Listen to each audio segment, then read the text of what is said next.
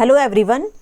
आज के वीडियो में हम बात करेंगे पार्टनरशिप के टाइप्स के बारे में कि पार्टनरशिप में जो पार्टनरशिप कितने प्रकार की होती है, पार्टनर्स कितने प्रकार के होते हैं। इससे लास्ट वीडियो में हमने बात किया था कि पार्टनरशिप का मतलब क्या होता है, पार्टनरशिप के फीचर्स कौन कौन से हैं, अगर आप पार्टनरशिप करते हो तो इसके फ़ायदे क्या क्या हैं, इसके डिमेरिट्स क्या क्या हैं। हमने इन सब के बारे में लास्ट वीडियो में स्टडी किया था। सो आज की वीडियो में हम पढ़ेंगे types of partnership and types of partners. So जो पार्टनरशिप की टाइप हैं वो दो प्रकार की हैं। फर्स्ट है on the basis of duration, then based on liability. मतलब आप अगर पार्टनरशिप कर रहे हो, सो पार्टनरशिप जो है वो आपकी ड्यूरेशन के बेसिस पर हुई है कि हम इस अवधि तक तो हम पार्टनरशिप में रहेंगे, उसके बाद हमारी पार्टनरशिप नहीं रहेगी। तो उसमें हमारे तीन प्रकार आते हैं, partnership at will, fixed period partnership, particular partnership. And based on liability पर आती है general partnership and LLP, limited liability partnership. तो इनको समझते हैं, ठीक है। On the basis of duration, इसमें आता है हमारा सबसे पहले जो पार्टनरशिप होगी at will. The partnership formed for an indefinite period is known as partnership will. This type of partnership exist at the will of the partners and comes to an end whenever partners desires. अब जो वाली जो partnership है, ये हमने period जो है वो हमने डिफाइन नहीं किया है कि हम कितने पीरियड के लिए ये पार्टनरशिप को कर रहे हैं।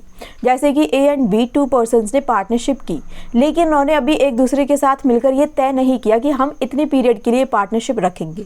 सो ये पार्टनरशिप एट विल होगी, जहां पर पार्टनरशिप एग्जिस्ट हो जाएगी जब उनके खुद की डिजायर होगी कि चलो अब इस पार्टनरशिप को खत्म कर देते हैं। Any one partner can give notice of dissolution and partnership will come to an and.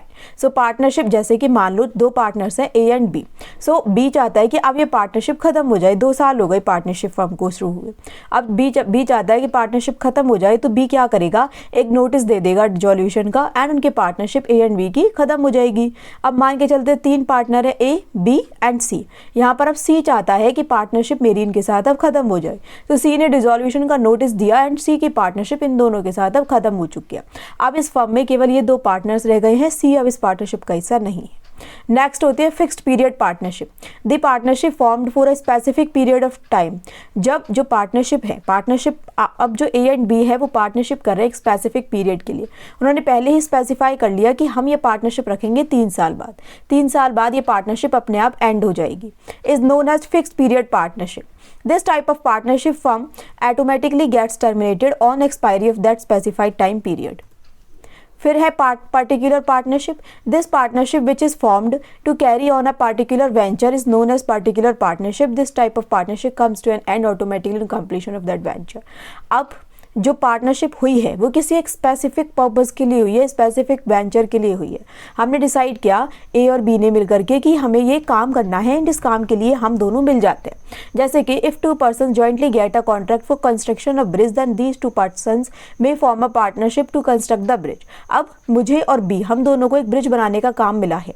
एक ब्रिज है, उसका काम मुझे भी मिला है एंड B की फर्म को भी मिला है। तो मैंने B से बोला कि क्यों ना हम दोनों मिलकर पार्टनरशिप कर ले इस वेंचर को बनाने के लिए, इस ब्रिज को कंस्ट्रक्ट होने के लिए। जैसे ही ये ब्रिज बन जाएगा उसके बाद हमारी पार्टनरशिप ओवर हो जाएगी।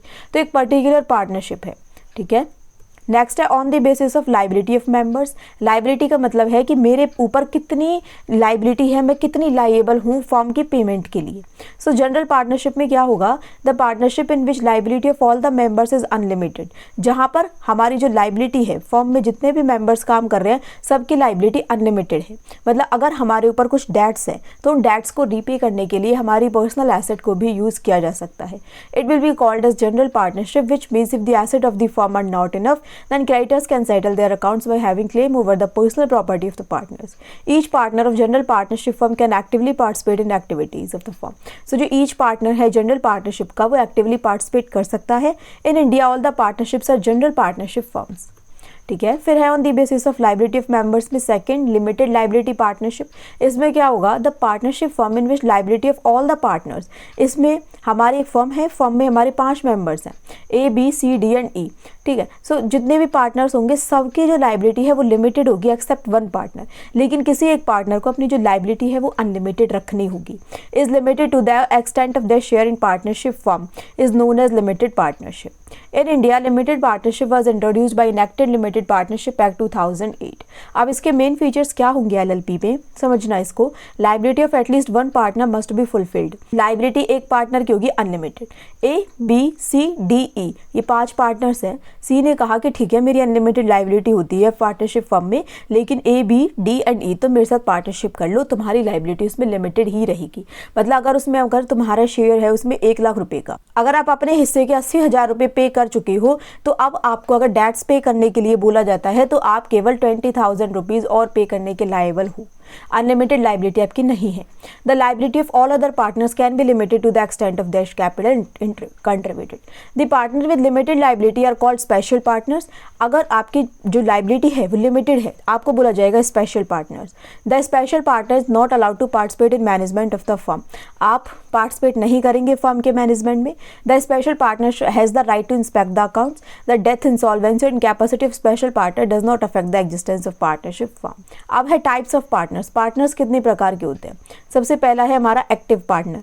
एक्टिव पार्टनर का मतलब है जो फर्म के मैनेजमेंट में डेली एक्टिव रहता है।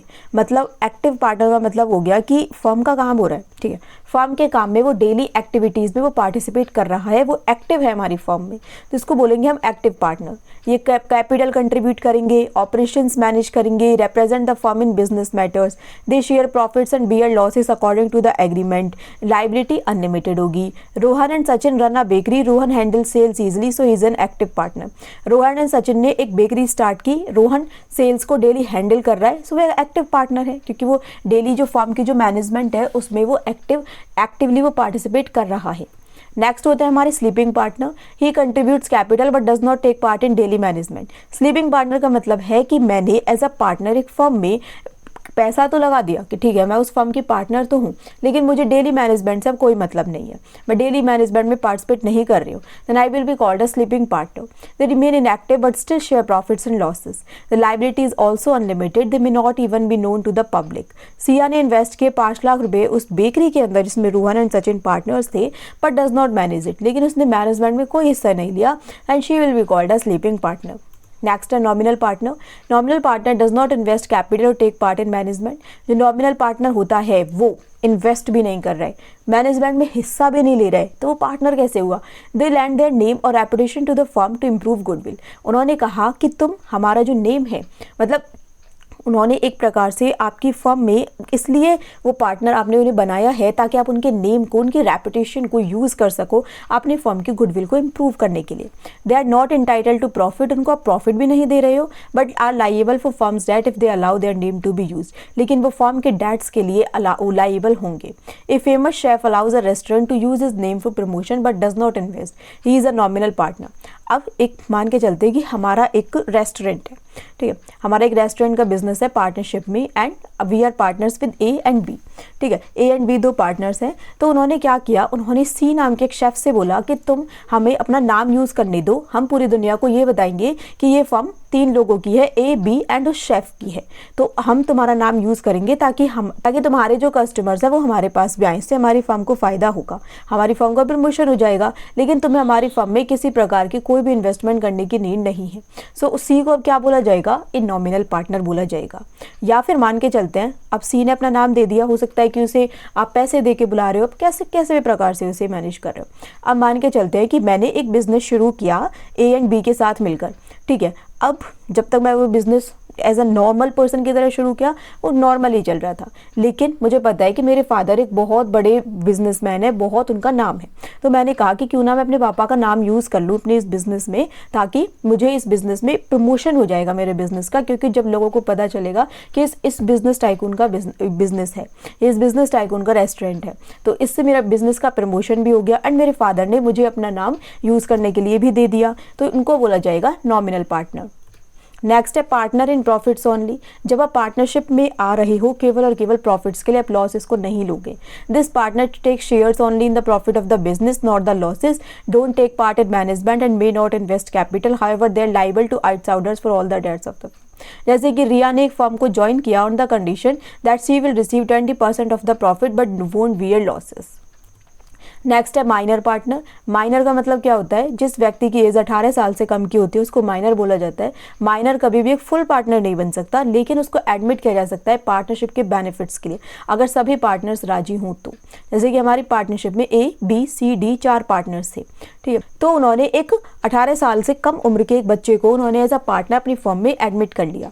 दे share profits but are not personally liable for losses beyond their capital contribution. तो उसका जो हिस्सा होगा वो केवल प्रॉफिट्स में होगा, वो एक माइनर पार्टनर कहलाएगा, वो पर्सनली लाइबल नहीं होगा लॉसेस के लिए। When they becomes adult they can decide to become fully partners और नॉट। अब जब जैसे ही वो 18 साल का हो जाएगा वो डिसाइड कर सकता है कि अब वो बिजनेस का पार्टनर बने रहना चाहता है या फिर नहीं। जैसे कि 17 year old boy becomes a minor partner in his father's family business. Next है पार्टनर बाय एस्टोपेल और होल्डिंग आउट। अब इसका क्या मतलब होता है, a person who acts like a partner allows others to treat him as one even if not formally a partner. एक partner है, वो मतलब एक पर्सन है एक, वो ये इस प्रकार से वो बिहेव कर रहा है जैसे वो ये दिखाने की कोशिश कर रहा है कि मैं इस फर्म का पार्टनर हूँ, जबकि वो उस फर्म का पार्टनर है भी नहीं।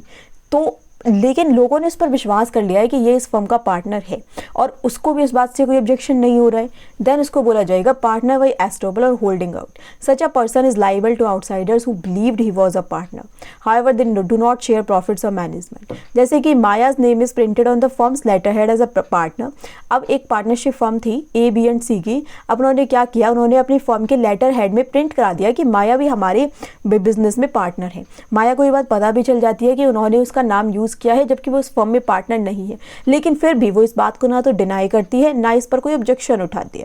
तो अगर वहाँ पे क्रेडिटर्स आ जाते हैं अपने डेट्स को सेटल कराने के लिए, देन माया भी उनके लिए रिस्पॉन्सिबल होगी because she treated herself as a partner of that firm. फिर secret partners association is not known to the public. जो सीक्रेट पार्टनर होता है उसके बारे में पब्लिक को नहीं बताया जाता है कि हमारे बिजनेस में ये पार्टनर है। They contribute capital, share profits but do not disclose their identity. उनकी लाइबिलिटी अनलिमिटेड होती है दूसरे पार्टनर्स की तरह। A businessman secretly invest in a firm without letting others no.